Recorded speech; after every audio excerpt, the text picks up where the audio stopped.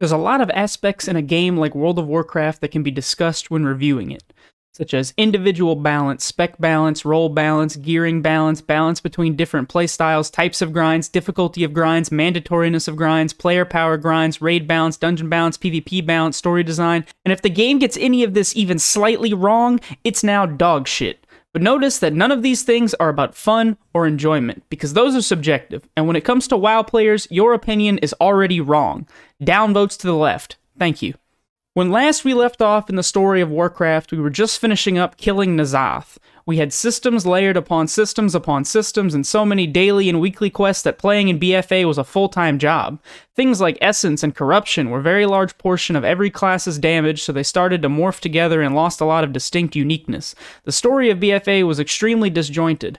Parts felt extremely rushed, with players wishing that the Ashara and Black Empire sections of the story had been more fleshed out.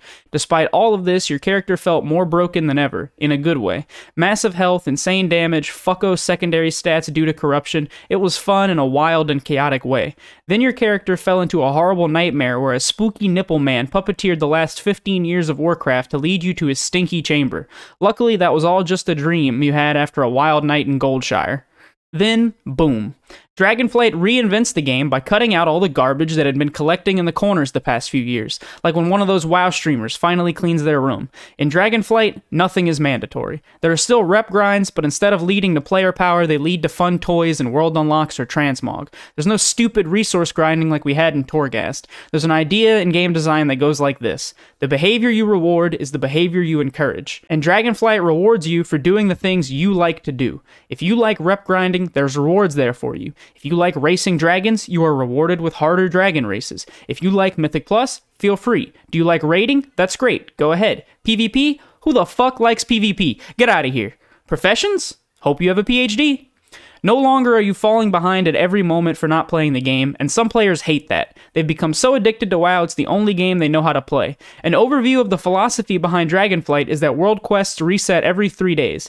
Now this means you can log in every couple of days to do the things you want to do, and then go about your life. Play other games, see the sun, hug your children, and there are players that hate this.